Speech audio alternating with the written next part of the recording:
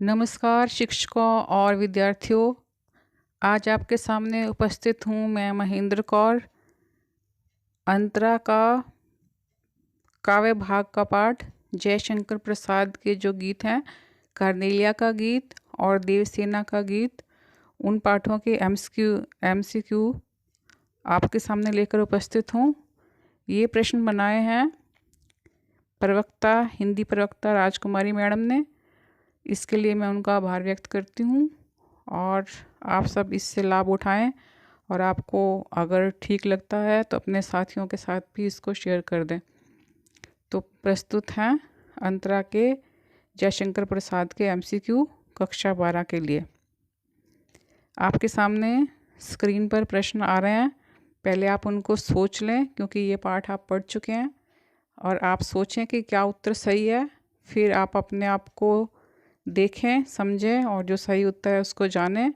इससे आपकी पूरी जो परीक्षा की तैयारी है वो हो जाएगी। पहला प्रश्न आपके समक्ष उपस्थित है। कार्नेलिया का गीत और देवसेना का गीत पाठ कौन सी विधा है? क्या ये कविता है, गीत है, कहानी है या महाकाव्य है? सोच लिया आपने? तो जैसा कि आपको नाम से स्पष्ट है कि इसमें साथ जुड़ा हुआ है कि गीत, कार्नेलिया का गीत और देवसेना का गीत, तो ये क्या हो गया? ये दोनों विधाएं, ये जो दोनों पाठ हैं ये हो गए गीत। आगे चलते हैं। जयसेना का गीत और देवसेना का गीत में कौन सी भाषा है? ब्रज भाषा, सहज और सरल खड़ी बोली, तत्सम प्रधान खड़ी बोली या तद्भव प्रधान खड़ी बोली? याद आया, ध्यान आया? हाँ, इसमें है तत्सम प्रधान खड़ी बोली। आगे बढ़ते हैं।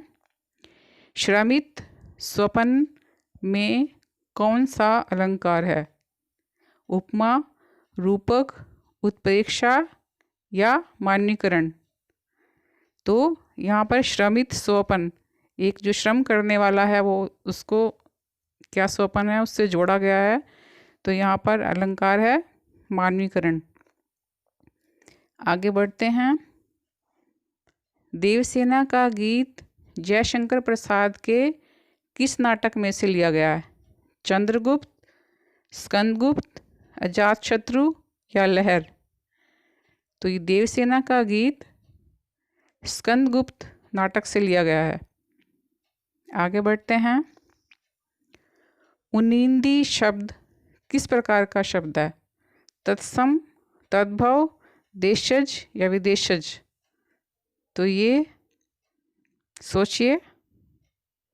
तो उनिंदी शब्द तद्भव शब्द है। जीवन रथ में कौन सा अलंकार है? उपमा, रूपक, उत्प्रेक्षा या मान्यीकरण? तो जीवन रथ में कौन सा अलंकार हुआ? सही समझे, इसमें है रूपक अलंकार। देवसेना का गीत में किस भाव की प्रधानता है? देशभक्ति, घृणा, खुशी या वेदना? ध्यान आया? देवसेना इसमें अपने मन की पीड़ा को व्यक्त करती है, तो इसमें प्रधान है वेदना। तरु की छाया में कौन सा समास है? तरु की छाया, तो ये हो गया इसमें तत्पुरुष समास। आगे बढ़ते हैं। निरुता अनंत अंगड़ाई में कौन से दो अलंकार हैं? उपमा और मान्यीकरण, मान्यीकरण और रूपक, उत्प्रेक्षा और अनुप्रास अलंकार या फिर अनुप्रास और मान्यीकरण अलंकार? तो यहाँ पर अनंत अंगड़ाई में हो गया अनुप्रास और निरुता अनंत अंगड़ाई ये हो गया मान्यीकरण, तो इसमें हो गया अनुप्रास और मान्यीकरण अलंकार। भाषा की चित्रात्मकता से किन का निर्माण होता है? बिंब, अलंकार, मुहावरा या रस? तो भाषा की चित्रात्मकता से बिंब का निर्माण होता है, बिंब भी कौन सा होता है? दृश्य, श्रव्य। तो चित्र जो है वो हम देख सकते हैं। तो अगर अगर आपसे ये पूछा जाए कि कौन सा बिंब निर्माण होता है, तो इसमें आ जाता है दृश्य, दृश्य बिंब। आगे बढ़ते हैं। छायावाद के कवि का नाम बताइए। ये जो कवि आपको दे रखे हैं ऑप्शन में या लेखक, तो इसमें छायावाद के कवि कौन से हैं? जयशंकर प्रसाद, भारतेंदु हरिश्चंद्र, निर्मल वर्मा या महावीर प्रसाद द्विवेदी। तो इसमें जो छायावाद के कवि हैं वो हैं जयशंकर प्रसाद। सेल्यूकस की बेटी का नाम बताइए। ध्यान आया कि कौन से गीत में था? देवसेना के गीत में या कर्नेलिया के गीत में? तो सेल्यूकस की बेटी का नाम है कार्नेलिया। आगे बढ़ते हैं। कार्नेलिया किस नदी के तट पर गीत गा रही है? कावेरी, झेलम, सिंधु या ब्रह्मपुत्र। तो कार्नेलिया जो गीत गा रही थी वो कौन सी नदी का तट था? बिल्कुल सही, सिंधु। कार्नेलिया का गीत किस नाटक से लिया गया है? चंद्रगुप्त, स्कंदगुप्त, अजातशत्रु या ध्रुव स्वामिनी। तो कार्नेलिया का गीत चंद्रगुप्त नाटक से लिया गया है। देवसेना का गीत जो है वो स्कंदगुप्त से लिया गया है। कार्नेलिया का गीत जो है वो चंद्रगुप्त नाटक से लिया गया है। तामरस शब्द का क्या अर्थ है? घड़ा, सूर्य, कमल या चंद्रमा। तामरस यानी तांबे जैसा रंग, तो ये किसका होता है? सूर्य का। तो यहाँ पर इसका अर्थ आ जाएगा सूर्य। कार्नेलिया का गीत में किसका चित्रण प्रधान है? प्रकृति, तर्क, हास्य या विदेश। तो कार्नेलिया के गीत में आप सब जानते ही हैं कि वो प्रकृति के बारे में बता रही है, तो इसलिए यहाँ पर जो चित्रण है वो है प्रकृति का। लघु सुरधनु से में कौन सा अलंकार है? यहाँ पर मैं नहीं है, ये टाइपिंग मिस्टेक है। यहाँ पर है लघु सुरधनु से में कौन सा अलंकार है? रूपक, उपमा, उत्प्रेक्षा, यमक। तो आप जानते हैं कि से यहाँ पर शब्द का प्रयोग है, तो ये किस में आ जाता है? उपमा में। तो यहाँ पर हो गया उपमा अलंकार। अब यहाँ पर है कार्नेलिया का गीत की कौन सी विशेषता नहीं है? सपाट बयानी, तत्सम प्रधान खड़ी बोली, लाक्षणिकता और प्रतीकात्मकता या फिर संगीतात्मकता और गेयता। तो इसमें सपाट बयानी नहीं है, यानी बाकी जो सारी हैं वो कार्नेलिया का गीत की विशेषताएं हैं। कवि ने अनजान क्षितिज का प्रयोग किसके लिए किया है? विदेशी शरणार्थियों के लिए, महासागरों के लिए, विदेशी आक्रमणकारियों के लिए या फिर पड़ोसी देशों के लिए। तो अनजान क्षितिज ये है विदेशी शरणार्थियों के लिए जो आकर हमारे देश में बस जाते हैं, उनके लिए।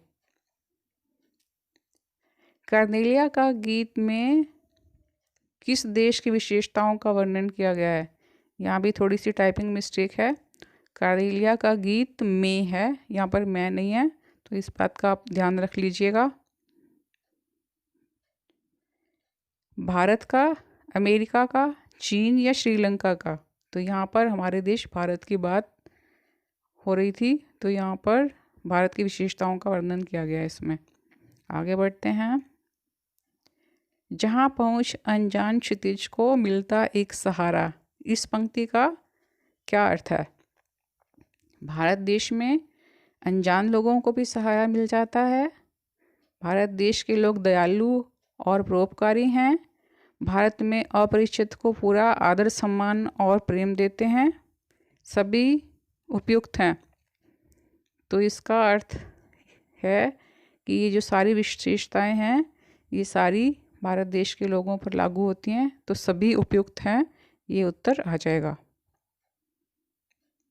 हेमकुंभ का क्या अर्थ है? सोने का घड़ा, मिट्टी का घड़ा, चांदी या मदिरा? तो हेम का अर्थ है सोना और कुंभ का अर्थ है घड़ा, तो इसका अर्थ हुआ सोने का घड़ा। अब आगे जो ऑप्शंस दिए हैं इसमें किस किस का मानवीकरण किया गया है? तारों का, रजनी का, उषा का या उषा और तारे दोनों का? तो इसमें उषा और तारे दोनों का ही मानवीकरण किया गया है। हेमकुंभ में कौन सा अलंकार है? रूपक, अनुप्रास, उपमा या उत्प्रेक्षा? तो हेमकुंभ में रूपक अलंकार है। भारतीयों की आंखों में करुणा का जल भरा रहता है, क्यों? भारतीय दूसरों की पीड़ा को समझते हैं, भारतीय अधिक भावुक, संवेदनशील और सहृदय होते हैं, संपूर्ण विश्व को एक परिवार मानते हैं या उपर्युक्त सभी? तो ये जो ऊपर के सारे कारण हैं वो सारे इसमें शामिल रहते हैं, तो इसलिए उत्तर आ जाएगा उपर्युक्त सभी। भारतवर्ष की अनूठी पहचान क्या है? यहाँ पहुंचकर अनजान को भी सहारा मिलता है, या जहाँ पक्षी भी अपने प्यारे घोंसले की कल्पना करके उसकी ओर उड़ते हैं, या दोनों? तो उत्तर आ जाएगा कि दोनों, उपर्युक्त सभी। आगे बढ़ते हैं। क्षितिज का क्या अर्थ है? जहाँ धरती और आकाश एक साथ मिलते हुए दिखाई देते हैं, या धरती या आकाश या कोई नहीं? तो क्षितिज वहाँ होता है जहाँ धरती और आकाश एक साथ मिलते दिखाई देते हैं। धरती और आकाश कभी एक साथ मिलते नहीं हैं, लेकिन हम जब दूर से देखते हैं तो हमें ऐसे प्रतीत होता है कि वो मिल रहे हैं, तो उसी जगह को हम बोलते हैं क्षितिज। मलय समीर का अर्थ क्या है? दक्षिणी वायु, या मलय पर्वत की ओर से आने वाली सुगंधित हवा, विकल्प 1 और 2 दोनों, या फिर कोई नहीं? तो मलय जो है, मलय पर्वत की ओर से आने वाली सुगंधित हवा भी है, और ये क्योंकि दक्षिण में स्थित है तो दक्षिणी वायु भी बोल सकते हैं इसको, तो इसका उत्तर आ जाएगा विकल्प 1 और 2, ये दोनों ही सही हैं। रजनी का पर्यायवाची शब्द क्या होंगे? रात्रि, निशा, रात या उपर्युक्त सभी? तो रजनी, रात्रि, निशा, रात सभी हैं, तो इसका उत्तर आ जाएगा उपर्युक्त सभी। सेल्यूकस निकेटर किससे प्रभावित हुआ था? चंद्रगुप्त मौर्य, भारत की सुंदरता से, या किसी से भी नहीं, या नदी से? तो हम जो भी उत्तर देंगे वो पाठ के अनुसार देंगे, तो पाठ के अनुसार इसका उत्तर जो आ जाएगा सेल्यूकस निकेटर चंद्रगुप्त मौर्य से प्रभावित हुए थे। चंद्रगुप्त नाटक में से कौन सा गीत लिया गया है? देवसेना का गीत, कार्नेलिया का गीत, दोनों या कोई भी नहीं? तो ये प्रश्न पहले ऊपर भी आ चुका है, लेकिन इसमें प्रश्न का जो रूप है वो बदल दिया गया है। पहले पूछा गया था कि गीत का नाम देकर पूछा गया था कि किस नाटक से लिया गया है, यहाँ पर नाटक का नाम देकर पूछा गया कि कौन सा गीत उस नाटक से लिया गया है, चंद्रगुप्त नाटक से कौन सा गीत लिया गया है? तो ये आ जाएगा कार्नेलिया का गीत। कार्नेलिया ने भारत की किन विशेषताओं का वर्णन किया है? भारत के प्राकृतिक सौंदर्य का, भारतीयों की करुणा, भारत देश की गौरव गाथा का, उपर्युक्त सभी? तो इन सभी विशेषताओं का वर्णन किया गया है, तो उत्तर आ जाएगा उपर्युक्त सभी। जयशंकर प्रसाद जी का कौन सा उपन्यास अधूरा है? इरावती, तितली, कंकाल या कोई नहीं? तो जो तितली और कंकाल है ये उपन्यास पूरे थे, इरावती जो है वो अधूरा था, तो इसका उत्तर आ जाएगा इरावती। जयशंकर प्रसाद जी का जन्म कहाँ हुआ था? काशी, पानीपत, दिल्ली, आगरा। तो आप जानते हैं कि इस बार 12वीं की कक्षा में इस बार जीवनी जो है वो नहीं पूछी जा रही, लेकिन MCQ के रूप में जीवनी के जो प्रश्न हैं वो पूछे जा सकते हैं। तो ये प्रश्न उसी का ही एक तरह से भाग है कि जयशंकर प्रसाद जी का जन्म कहाँ हुआ था। तो इसका उत्तर क्या है? काशी, पानीपत, दिल्ली या आगरा। तो वो काशी में पैदा हुए थे। काशी बनारस भी कह सकते हैं। आगे बढ़ते हैं। कामायनी को किस कवि ने लिखा? सूर्यकांत त्रिपाठी निराला, विष्णु खरे, जयशंकर प्रसाद या महावीर प्रसाद द्विवेदी। तो ये तो आपको समझ आ ही गया प्रश्न से कि कामायनी जो है वो काव्य रचना है। तो लिखा किसने? जयशंकर प्रसाद जी ने। सेल्यूकस निकेटर किसका सेनापति था? चंद्रगुप्त मौर्य, कौटिल्य, सिकंदर या किसी का भी नहीं? तो सेल्यूकस निकेटर सिकंदर का सेनापति था। झरना, आंसू और लहर किस विधा की रचना है? कविता संग्रह है, कहानी संग्रह, निबंध संग्रह या नाटक? तो ये जो तीनों ही हैं ये काव्य रचनाएं हैं, तो ये हो गए कविता संग्रह। जयशंकर प्रसाद द्वारा रचित कौन सा नाटक नहीं है? अजातशत्रु, राजश्री, स्कंदगुप्त या आधे अधूरे? अजातशत्रु, राजश्री, स्कंदगुप्त ये तीनों ही जयशंकर प्रसाद के हैं, और जो आधे अधूरे है वो उनकी रचना नहीं है, क्योंकि वो मोहन राकेश जी की रचना है। कौन सा कहानी संग्रह जयशंकर प्रसाद का नहीं है? आंधी, छाया, आकाशदीप या अतीत के चलचित्र? तो इसमें से भी जो अतीत के चलचित्र है वो जयशंकर प्रसाद का नहीं है, क्योंकि अतीत के चलचित्र महादेवी वर्मा जी की है। हम आपसे अंतिम प्रश्न पूछने जा रहे हैं इस पाठ का।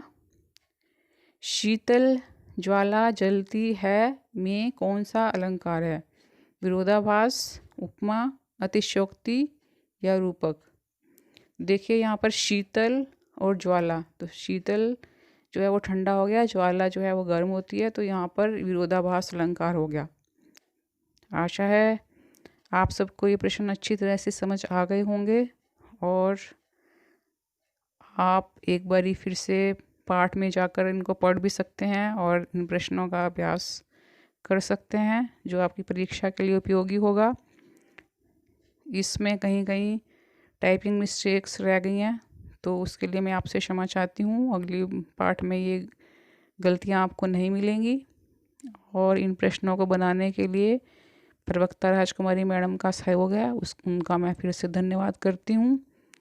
तो आप अपने दोस्तों के साथ, मित्रों के साथ, जिनको भी लगे ये आपके लिए उपयोगी हैं, तो उनके साथ शेयर कर दीजिए।